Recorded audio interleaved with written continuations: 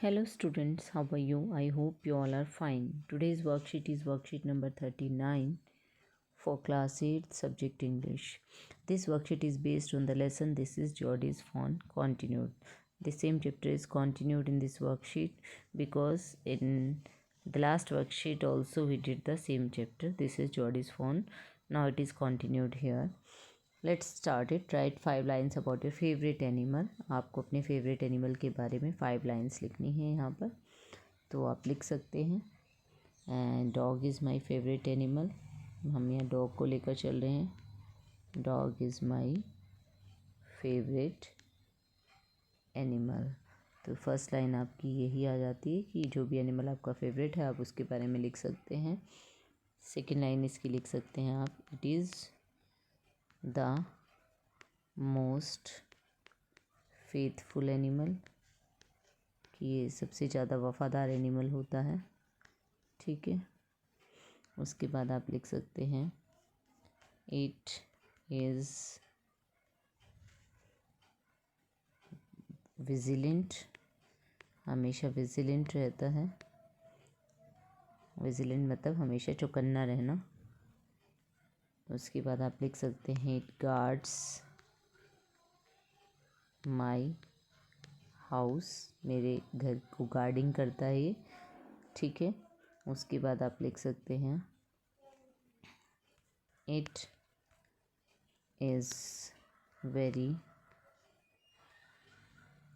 Smart and sharp. ठीक है. इस तरीके से आप लिख सकते हैं. उसके बाद लिख सकते हैं इट इज़ वेरी एक्टिव, ये बहुत एक्टिव है, स्मार्ट है, शार्प है. इस तरीके से जो भी लाइनें आप चाहें लिख सकते हैं. तो हमने यहाँ पर 5 लाइन्स ली. Dog is my favourite animal, पहली लाइन हमने ये ली कि डॉग मेरा फेवरेट एनिमल है. दूसरी हमने ली it is the most faithful animal, वफ़ादार है बहुत ज़्यादा. इट इज़ विजिलेंट, हमेशा चौकन्ना रहता है. इट गार्ड्स माई हाउस, मेरे घर की गार्डिंग करता है. It is very smart and sharp, it is very active. इस तरीके से आप ले सकते हैं कि बहुत स्मार्ट है, शार्प है और बहुत ही एक्टिव है. तो कुछ और लाइनें भी अगर आप लिखना चाहें डॉग के बारे में, आप उसका कलर बता सकते हैं. It always plays with me, मेरे साथ खेलता है. ठीक है. इट लव्स मी अलॉट, ये मुझे बहुत प्यार करता है. तो इस तरीके से आप जो है लाइनें कुछ भी अपने फेवरेट एनिमल के बारे में लिख सकते हैं. तो हमने यहाँ पर कुछ लाइनें लिखी थी जिनसे आप हेल्प ले सकते हैं. उसके बाद नेक्स्ट आता है आपका पैसेज दिया गया है चैप्टर से. इस पैसेज को पढ़ते हैं हम. क्या कहा जा रहा है. Read the following passage from the lesson.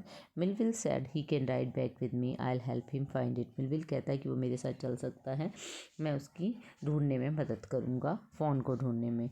Millville ऐसा जॉडी की मदर को कह रहा है. और जॉडी मेरे साथ चल सकता है, मैं उसकी फ़ोन ढूंढने में मदद करूँगा. She said down the boat helplessly. और जो जॉडी की मदर होती है वह असहाय होकर बोट को जो है रखती है नीचे, जो हाथ में उनकी केटल होती है उसे नीचे रखती है. Well if you will give it your milk we have got nothing else to feed it. तो उनकी मदर कहती है अगर तुम उसे अपना दूध दे सकते हो, क्योंकि हमारे पास कोई और चीज़ नहीं है उसको खिलाने के लिए. ऐसा जॉडी से कहती है. Millwheel said come on boy we have got to get riding. Millwheel कहता आओ लड़के चलो हम राइडिंग से चलते हैं. Ma Baxter asked anxiously you will not be gone long. Ma Baxter कहती हैं बड़ी उत्सुकता से पूछती है तुम ज़्यादा दूर नहीं जाओगे. Jordi said I will be back before dinner for sure. Jordi कहता है कि मैं डिनर से पहले ही आ जाऊँगा. Millville mounted his horse and pulled Jordi up behind him. Millville अपने घोड़े पर चढ़ता है, जॉडी को अपने पीछे बिठाता है. He said to Millwheel do you think the fawn still there. वो मिलविल से पूछता है क्या तुम्हें लगता है फ़ोन अभी भी वहीं पर होगा. Will you help me find him, क्या तुम मुझे उसको ढूंढने में मदद करोगे. Will find him if is alive, हम उसे ढूंढ लेंगे अगर वो जिंदा होगा. How you know it's a he. तो वो पूछता है कि तुम्हें कैसे पता कि वो ही है. The sports were all in a line on a doff on pass is the sports are every which way. अब देखिए यहाँ पर वो आंसर करता है जॉडी कि मुझे इसलिए पता है क्योंकि पापा ने बताया था कि जो डॉफॉन होता है, जो मेल हिरन होता है, उसके ऊपर स्पोर्ट्स एक लाइन के अंदर होते हैं, जबकि जो फीमेल हिरन होती है उसके ऊपर हर जगह स्पोर्ट्स होते हैं. एवरी विच वे किसी भी तरीके से स्पोर्ट्स बने होते हैं, कोई सिमिट्री नहीं होती. ना complete the following sentences using the hints given in brackets. जो ब्रैकेट्स के अंदर हिंट्स दिए हैं उनको यूज़ करते हुए हमें सेंटेंस को कंप्लीट करना है. Dash said to Millwheel do you think the fawn is still there. तो ऐसा कौन कहता है मिलविल से कि तुम सोचते हो कि फ़ोन अभी भी वहाँ होगा. तो जॉडी इसका सही आंसर होगा. जॉडी मिलविल को कहता है क्या तुम्हें लगता है अभी भी फ़ोन वहीं पर होगा. सेकंड आता है will find him if the dash is alive, if the phone is alive, अगर फ़ोन जिंदा होगा तो हम उसे ढूंढ लेंगे, तो फ़ोन इज़ राइट आंसर है, यहाँ पर आपका फ़ोन आ जाएगा। Answer the following questions. Ma Baxter asked anxiously you will not be gone long, who is you, Jody और मिलविल, तो यू कौन है इसके अंदर, तो इसका आंसर रहेगा आपका जॉडी, जॉडी सही आंसर होगा। How did he identity, how you know it's he, who asked this question, Jody और मिलविल, तुम्हें कैसे पता कि वो ही है, वो मेल हिरन है, ये क्वेश्चन कौन पूछता है, ये मिलविल पूछता है, तो इसका आंसर हो जाएगा आपका मिलविल हो जाएगा इसका आंसर। नेक्स्ट आपका आता है how did he identify if the fawn was a he और शी। थर्ड क्वेश्चन, ये फिफ्थ क्वेश्चन है आपका कि उसने कैसे आइडेंटिफाई किया कि फ़ोन ही था या शी था, तो इसका आंसर आपको इस लाइन में मिल जाएगा। The sports were all in a line on a doe fawn, pass is the sports are every which way. ठीक है, तो यहाँ पर इसके आंसर में आप लिख सकते हैं हिज फादर, या जॉडीज़ फादर आप लिख सकते हैं हिज की बजाय। तो कैसे आइडेंटिफाई करता है, जॉडी के फादर ने उसे बताया था, Jody's father told him that